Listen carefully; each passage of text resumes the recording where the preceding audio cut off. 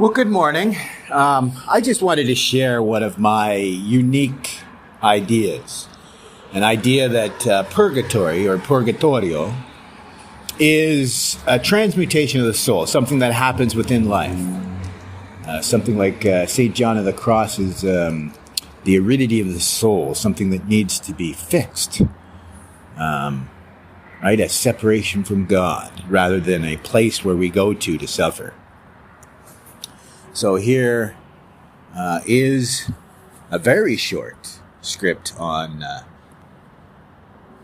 a way to see Dante's Inferno, or his Divine Comedy.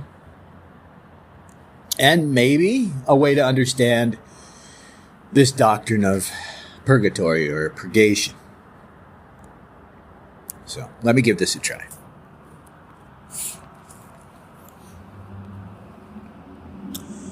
Dante's Purgatorio and the Christian concept of self-evolution.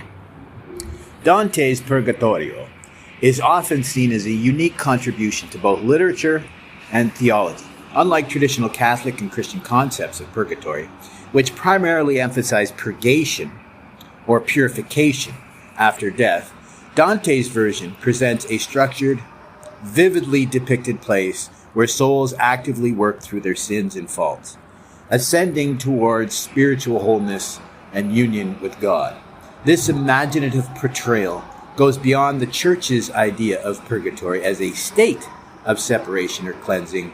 Dante's Purgatorio embodies a process of self-evolution, where growth and moral development echo the transformation of the soul during one's earthly life. Purgatory in Catholic and Christian thought.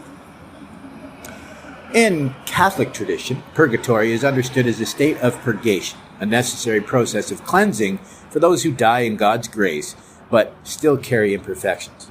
Theologians like John of the Cross liken this experience to the aridity of the soul, a state of spiritual dryness and separation from God, often occurring within one's life. This aridity isn't bound by time or place. It reflects an inner distance from divine presence, a separation that needs healing and transformation. Dante's vision, purgatory versus a journey of self-transformation or transmutation. Dante reimagines purgatory as a structured journey of the soul, one that readers can recognize and even relate to in their lives. Each terrace of Purgatorio serves as both a punishment and a lesson for specific sins, leading souls to gradually transcend their former selves. This is less about punishment in the afterlife and more about evolving, an ongoing metamorphosis of the self.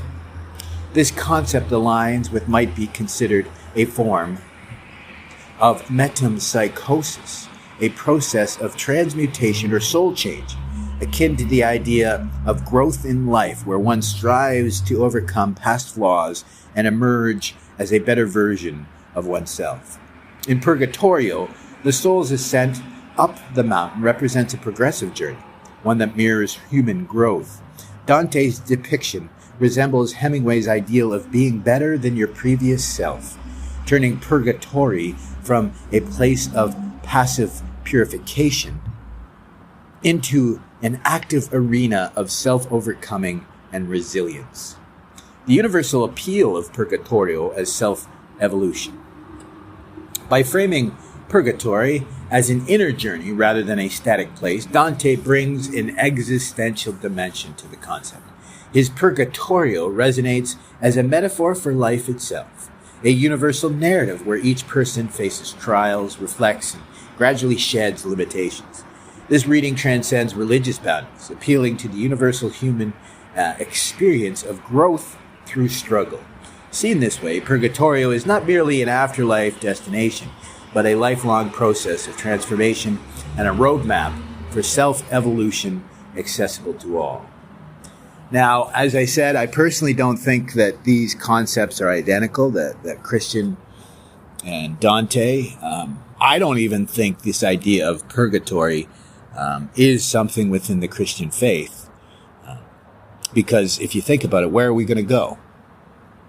Right? There's heaven? Is there heaven and hell? And even that's a question. Is there such a thing? within the Christian, what you call it, corpus? I argue, no.